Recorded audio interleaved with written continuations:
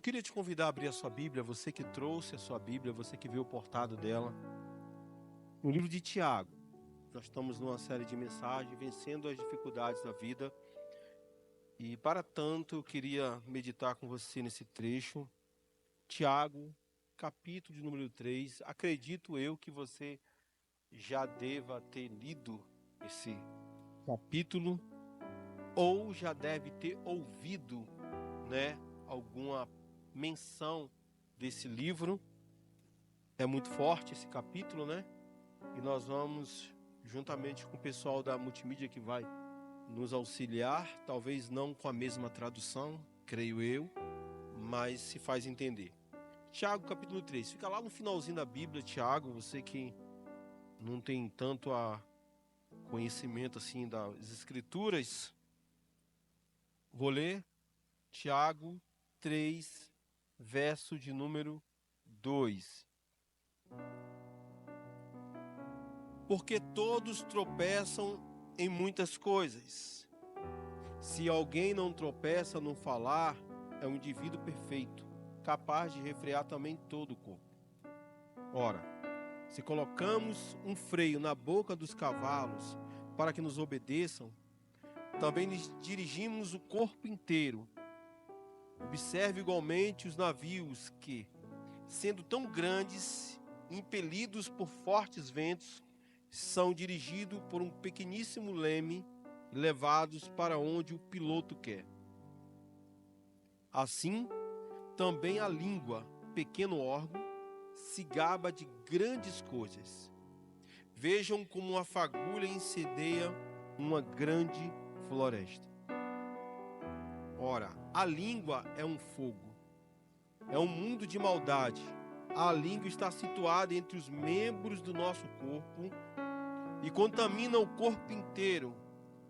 E não só põe em chamas toda a carreira da existência humana, como também ela mesma é posta em chamas pelo inferno. Pois toda espécie de animais, de aves, de répteis e de seres marinhos se domam e tem sido domado pelo gênero humano. Mas a língua ninguém é capaz de domar. É mal incontido, cheio de veneno mortal. Com ela, bendizemos ao Senhor e Pai. Também, com ela, amaldiçoamos as pessoas criadas à semelhança de Deus. De uma só boca procede bênção e maldição. Meus irmãos, isso não deveria ser assim.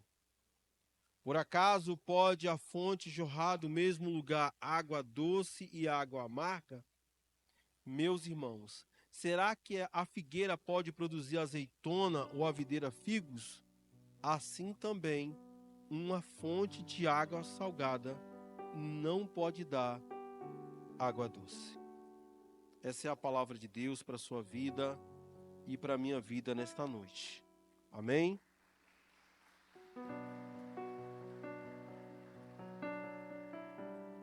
Dentro do subtema que nos foi proposto de vencendo as dificuldades da vida, nós vamos falar sobre o membro indomável. Vamos tratar um pouco sobre essa leitura, porque o que eu faço reflete muito na minha vida. Igualmente, aquilo que eu falo também. Tanto o que você faz como o que você fala, ele tem uma reflexão na nossa vida.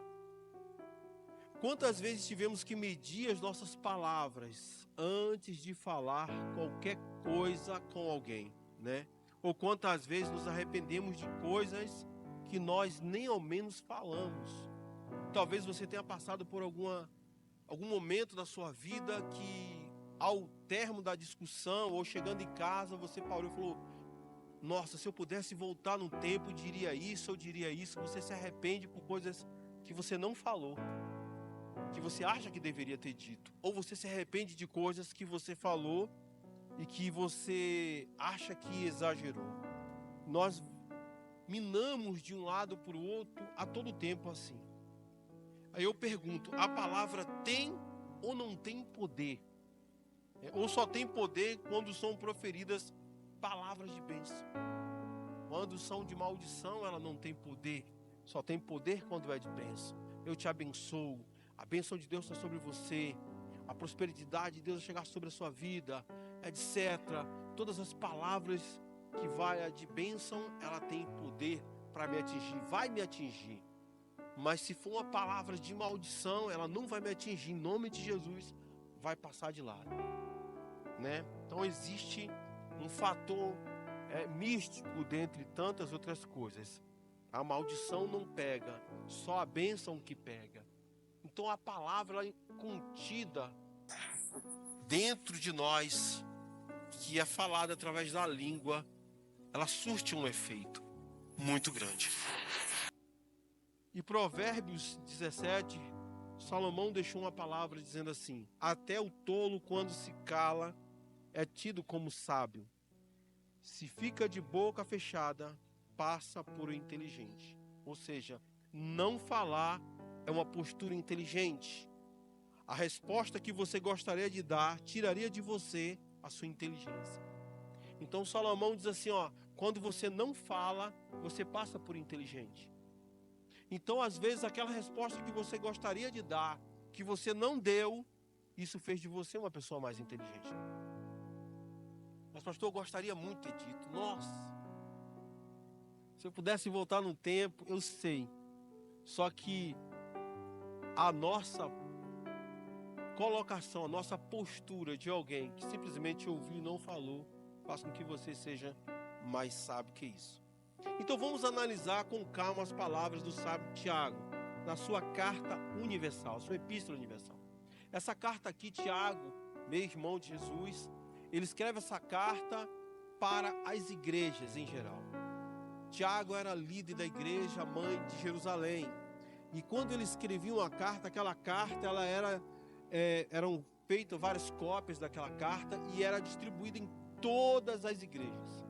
Então essa carta era direcionada exclusivamente para os cristãos, para os membros de igreja, para aqueles que faziam parte.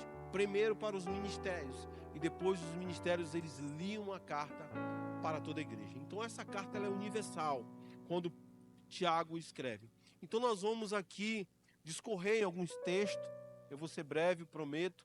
Já vai dar 9 horas, falta 9 minutos. Me dá um pouquinho de tempo que eu vou conseguir concluir aqui. No versículo 2, ele diz assim, porque todos tropeçam em muitas coisas. Ou seja, estamos propícios ao erro sempre. Não existe caminhada sem queda. Não existe. Não existe vida cristã sem falha. Não existe uma vida na igreja perfeita. Não existe. Você vai caminhar, você vai cair. Você vai passar por dificuldade, você vai se aborrecer, você vai se entristecer, você vai se chatear por coisas que acontecem dentro da igreja o tempo inteiro. Porque nós estamos interligados uns aos outros em um ambiente de pessoas imperfeitas, de pessoas que vieram com problemas. A igreja é um lugar de pessoas que têm problema. Você veio para cá não porque você é perfeito. Você veio para cá porque você está vivendo uma dificuldade na sua vida e você quer corrigi-la. Então não pense assim, eu quero me batizar, mas eu vou me batizar quando a minha vida estiver perfeita. Não vai acontecer. A gente caminha ao lado de Cristo, dentro da nossa imperfeição, e nós vamos caindo, o Senhor vai nos levantando, Ele vai nos ajudando. É como uma empresa, quando você chega para trabalhar, ou quando você chegou para trabalhar, e você não sabia de nada.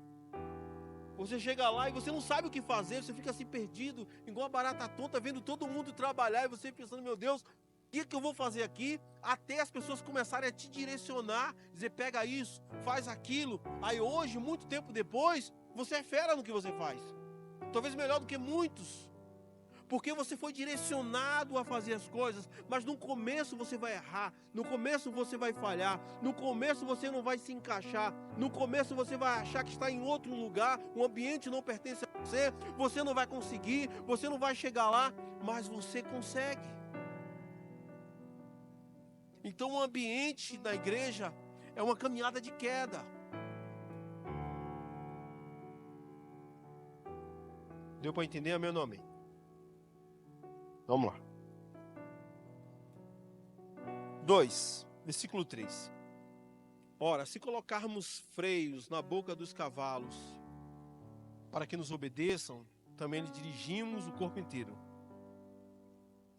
Aí vem no versículo 4. Observe igualmente os navios, que sendo tão grandes e impelidos pelos ventos fortes, são dirigidos por um pequeníssimo leme, levados para onde o piloto quer. Lemes para uns e cabresto para outros.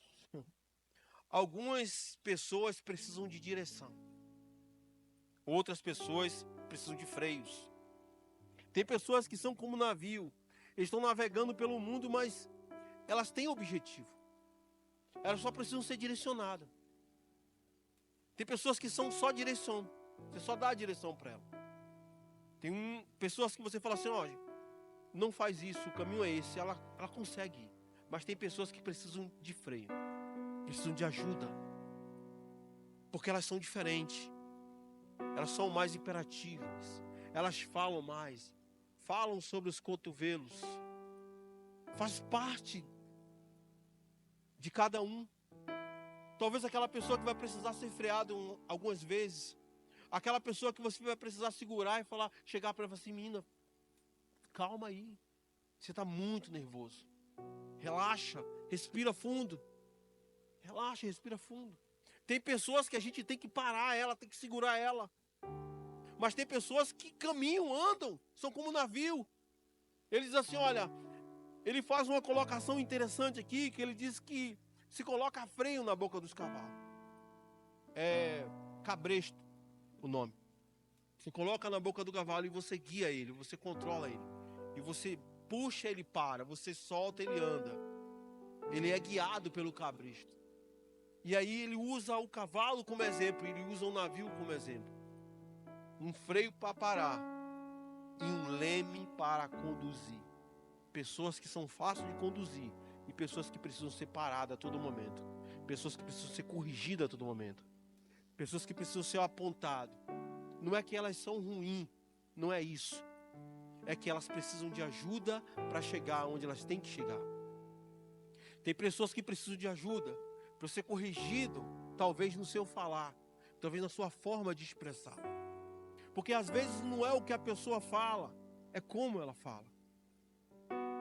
Às vezes o que a pessoa disse, houve um significado totalmente diferente. Foi uma expressividade denotada de uma forma diferente. E isso cria um desconforto. Então é alguém que precisa de ajuda. Deu para entender? Amém ou não amém? Por outro lado, algumas pessoas precisam de cuidado para caminhar. Nessa caminhada, ela vai passar por muitos obstáculos. Como eu disse aqui, uma vida cristã de caminhada é uma vida difícil.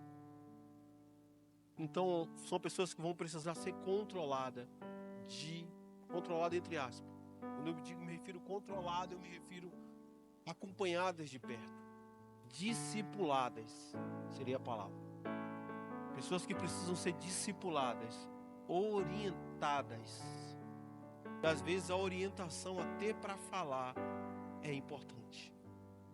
Até na nossa forma de falar é importante nós sermos orientados. Vamos lá? Tópico 3, versículo 5. Assim também a língua, pequeno órgão, se gaba de grandes coisas. Vejam como uma fagulha incendeia uma grande floresta. Quem se importa com as fagulhas ou faísca?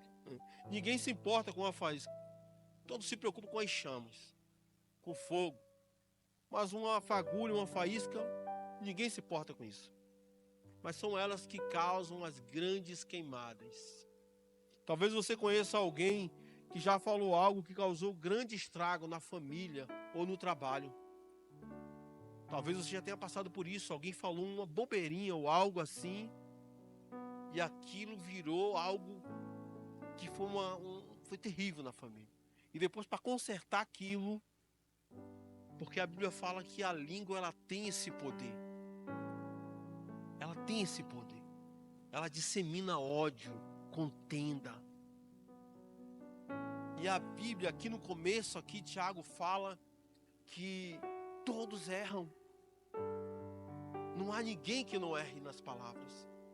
Não há ninguém que não tenha dito algo que tenha magoado alguém. Não há ninguém que tenha falado algo que não já tenha sido distorcido de uma certa forma. Não existe. Todos nós cometemos erros. Todos nós soltamos uma fagulha, soltamos uma faísca de vez em quando. Às vezes, no nosso momento, mas acontece. Então a fagulha, ninguém se importa com uma fagulha, ninguém se importa com a faísca. Até criar uma grande chama. Até explodir, até vir a família, até acabar com o casamento. Até passar por uma dificuldade, a pessoa diz assim, eu não falei isso, não foi isso que eu quis dizer. Talvez já está cansado de ouvir isso. E aí vai tentar consertar aquilo que foi dito. Porque um dos grandes problemas de hoje são as palavras ditas. 2. É tipo um casal que está tendo uma crise conjugal. Aí os dois começam a brigar. E aí começa o momento da separação. E aí aquele momento de separação, um começa a atacar o outro. E as palavras são lançadas. São muitas palavras. E aí se separam. Depois eles querem se reconciliar. Mas as palavras são lançadas. E essa reconciliação se torna mais difícil. Por causa daquilo que foi dito. Às vezes a amizade. A pessoa disse tanta coisa. E agora quer voltar à amizade. Mas as palavras que foram ditas ainda ficam ali. As fagulhas que foram lançadas. As chamas que foram acesas. Amém ou não amém? Aguenta firme, me dá mais 10 minutos. Quarto ponto, versículo 8. Mas a língua ninguém é capaz de domar. É um mal incontido, cheio de veneno. Tiago diz, ninguém é capaz de domar. Nem eu mesmo consigo ter controle total. Ele diz, ninguém tem controle. Ninguém consegue. Não pode dominar. Não poder dominar não quer dizer que você não tem poder das suas escolhas. Você não ter domínio não quer dizer que você não tem poder nas suas palavras. De escolhas de palavras. Talvez em um momento você pode repensar o que você vai falar. Mas é o cuidado que nós temos que ter. A Bíblia diz que ela é cheia de veneno. Só fala em morte, fala em matar. Porque é assim que a língua funciona. As pessoas começam a falar de morte, começam a falar de morte, de matar, desejo, veneno, morte. Quando ele fala que é cheio de veneno, ele fala o desejo da morte que sai da nossa boca. O desejo de ver a pessoa morrer. O desejo de matar. E aí é o cuidado que a gente tem que ter com as palavras que nós vamos usar. Quinto, vamos lá. Versículo 11 e 12. Por acaso pode a fonte jorrar do mesmo lugar água doce e água amarga? Meus irmãos, será que a figueira pode produzir azeitona ou a videira figos? Assim também uma fonte de água salgada não pode dar água doce. Pode? Ele faz uma pergunta. Ele compara a água salgada. Ele faz uma comparação interessante.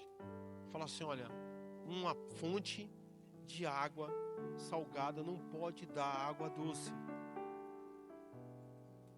Ele fala de coisas, ele dá um exemplo de momentos que você não está bem, dias amargos. Ele diz assim, olha só, você é uma pessoa doce, você se compara a uma pessoa doce. Mas você não pode jorrar água salgada. Se o teu papel é falar coisas boas, você não pode falar coisas ruins. Ou você fala ruim ou você fala bom. Você não pode jorrar as duas coisas da mesma fonte. E ele fala sobre essa amargura que às vezes as pessoas têm. E essa amargura eu identifico com os nossos dias difíceis. Porque tem dia que você está para jorrar só água salgada mesmo. É um dia, o nosso dia, o dia ruim. Aqueles dias que você prefere nem responder. Porque se você responder, vai ser água salgada. A nossa língua coça com a vontade de dizer umas verdades. Ou jorrar muitas águas salgadas. Assim, a minha vontade mesmo é jorrar muitas águas salgadas hoje. Viu? Olha, é o dia da amargura. E o dia da amargura, gente, chega para todo mundo. Talvez você esteja assim. Talvez você tenha passado por algum momento assim. Tem dia que você está docinho, docinho. Bom, empresta dinheiro para qualquer um pedindo. Mas tem dia que você não está bem, tem dia que você está chateado. Tem dia que a amargura tomou conta. Talvez o cansaço do dia faça isso com vocês. Talvez a falta de compreensão de algumas pessoas faça com que você se torne assim, uma pessoa amarga, chateada, passe por algumas coisas. É o nosso dia. Deus sabe o quanto você está chateado, o quanto você gostaria de falar tudo o que você está sentindo, o quanto você gostaria de se abrir. Fala, olha só, não aguento mais, chega para mim, o meu limite é esse aqui. Jesus está aqui hoje para acabar com essa amargura do nosso coração, para fazer com que venhamos jorrar só água, Deus, para mudar o nosso vocabulário, para mudar a nossa forma de falar, a nossa forma de pensar. Ele entende o nosso momento. Jesus entende o momento que você está vivendo. Quando eu estou passando por algum problema que eu sei que eu não consigo resolver, ou muita coisa, muito trabalho, e estou sentado às vezes, eu falo, a primeira coisa que vem no meu coração é: Deus me entende. Ele sabe o que eu estou passando. E a única coisa que resta naquele momento é agradecer ao Senhor. Porque às vezes a gente pensa em tudo, nos problemas. Ninguém sabe o que eu estou passando. A pessoa fala isso. E às vezes ela está até com uma vida boa, está com uma vida até, né, legal, não está ruim para você. A pessoa está com... Chega na casa dela, tem uma Smart TV, tem... A casa dela é bonita, está arrumada, tem um carro lá. Ela só está sem dinheiro, e para ela aquilo, o mundo está se acabando. E às vezes não é isso. Às vezes você está preocupado com coisas que você tem. E a gente tem que parar um pouco, às vezes, e agradecer a Deus pelo aquilo que Ele tem nos dado. Só que o apóstolo Paulo, ele escreveu aos Filipenses algo que denota muito bem esse momento aqui. Que está em Filipenses capítulo 1, versículo 6. E eu encerro aqui. Diz assim: estou convencido de que aquele que começou a boa obra em vocês vai completá-la até o dia de Jesus Cristo. É uma obra que começou e que Ele vai completar essa obra. Você não é perfeito. Você tem defeitos, você passa por dificuldades. Houve uma obra de iniciação na sua vida. O Senhor não completou essa obra. Não cobre muito de você. Não cobre muito de você porque você não é perfeito. Mas essa obra será completa. O Senhor irá completar essa obra. A todo momento você vai olhar e falar assim: eu ainda preciso melhorar. Essa obra ainda não terminou. Mas o Senhor irá completar essa obra na sua vida. Amém? Se coloca de pé onde você está.